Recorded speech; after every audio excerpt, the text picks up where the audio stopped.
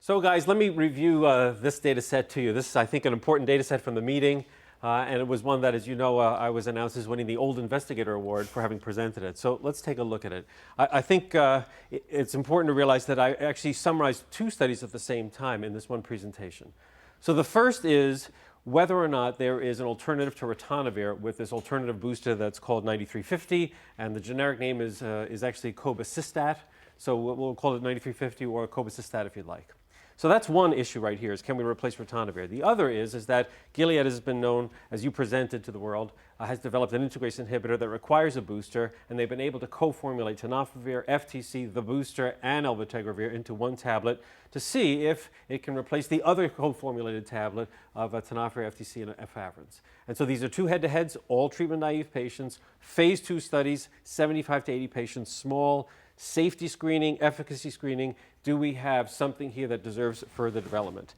The answer is, in both cases, yes. So in terms of efficacy, what we saw is pretty clear. At week 24, we've got superimposable response rates, whether we look at the Gilead regimen with their elbaptegravir, or we take a look at the efavirenz regimen. If we take a look at the ritonavir or cobicistat with the atazanavir, we see superimposable rates of suppression. I mean, this is an impressive response curve where you see 90% of the people getting the elbaptegravir fixed dose combination achieving less than 50, and that very rapid decline, that we saw with the raltegravir studies. Well, it is characteristic of the class, Yep. and so we're seeing that with elbaptegravir. Were there virologic failures?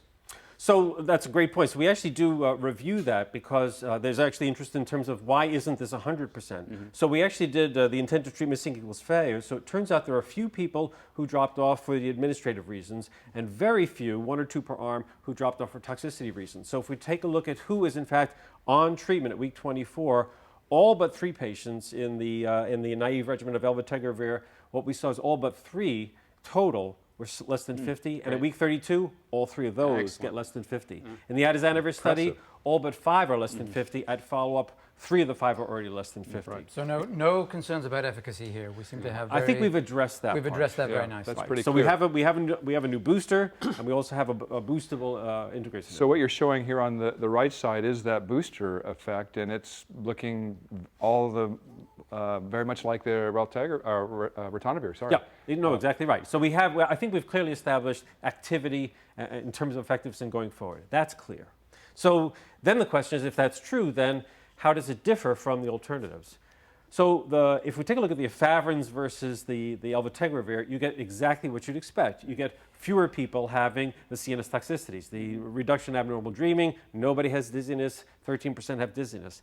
I think what's also fascinating, at least what I think is reasonable, is that if you take a look at over here on the right, where you ask patients in a study that doesn't have efavirenz in a blinded design, by the way, this is double-blinded. If you take a look at another study in which nobody is told they might be getting efavirenz, nobody reports abnormal dreaming, nobody reports dizziness. So I think some of this is how well do we probe in a study that has efavirenz? And the same could be said for the ritonavir effect on the right-hand side, where when you tell patients about the potential side effects of ritonavir, you see perhaps a higher rate of side effects for 9350. Yeah, but I look at this and I say, well, the gastrointestinal side effects is a signature toxicity of ritonavir. Yep. This GS9350 is chemically very much like ritonavir. Sure. So it's not surprising that the side effect rate looks all very similar. It's similar and low in both groups. Absolutely right. And again, by the way, most of these are mild.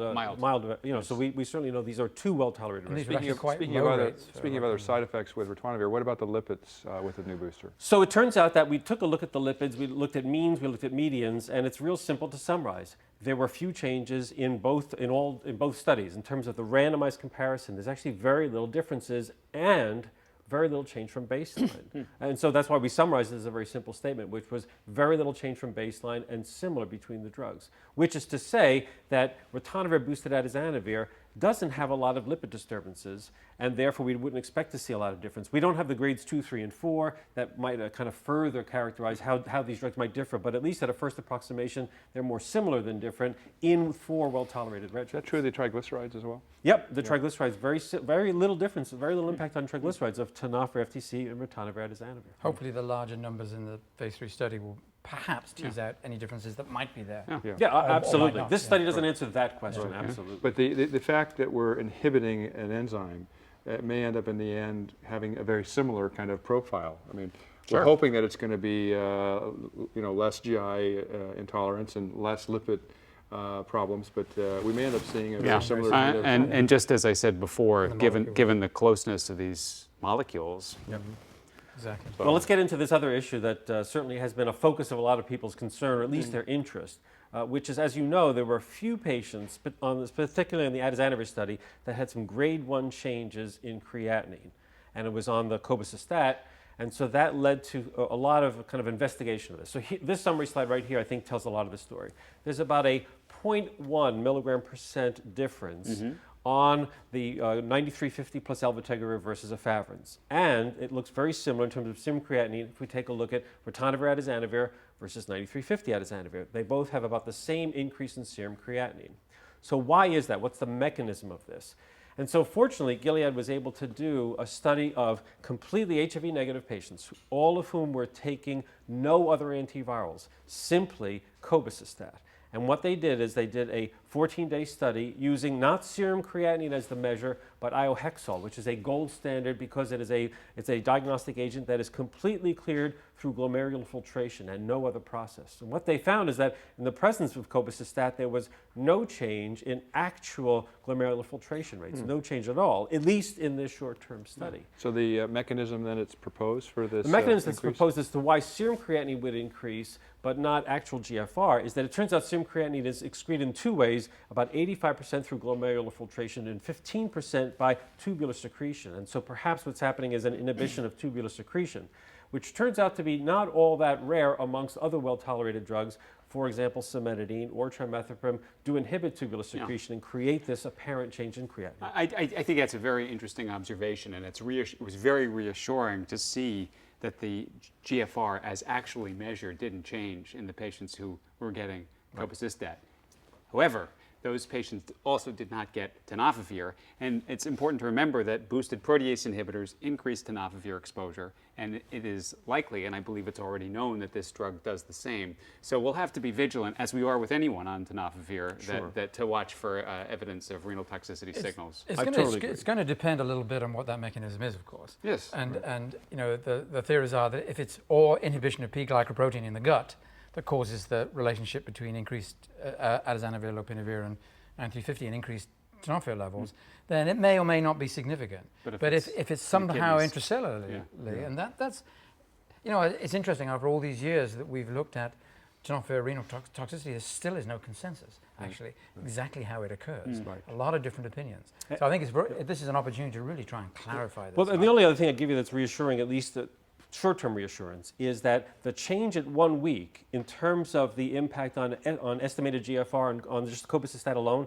is about -15 to -18. And at week 24, look at this slide, at week 24, it's still -15 to 18. So at least in 24 weeks, there's no progressive change. And that's in renal reassuring that it is, in fact, this 10 to 15% of creatinine going through the cell and tubular cell, proximal tubular cell, and so some inhibition of one of the entry inhibitors is I think, the current theory that would explain that. I mean, Let's see if that works. it's consistent with the proposed mechanism, but we obviously need longer-term follow-up and larger number of patients treated with tenofovir-containing regimens for people to be reassured about Sure. this. I mean, this is tenofovir containing right here in 24 weeks with tenofovir with these drugs. It's still the same mechanism. And just also the practical issues is that iohexol clearance is not something any of us can do. You know, it's like inulin. You learn about this in medical school, but you don't actually see it except in physiology studies.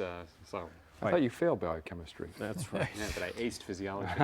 But then the other thing is, of course, if it inhibits tubular entry, your urinary creatinine will be lower. And in fact, that's the focus of some ongoing research is to validate the other part of this. I think those data are forthcoming soon. Okay, good. Yeah, so I think right now, at least the questions I've had is what Paul was kind of intimating, which is how do I handle this? And I guess what I would say is, at least at the moment, in terms of delta GFR, however you're currently handling ritonavir boosted atazanavir with tenofovir is how you might handle this, because they have the same small impact. You measure serum creatinine, and if you're getting close to some margin, you can do something else. At this point, I don't think it has to create an alarm bell. It may not mean as much in this case, but at least we have some comfort of having managed this regimen.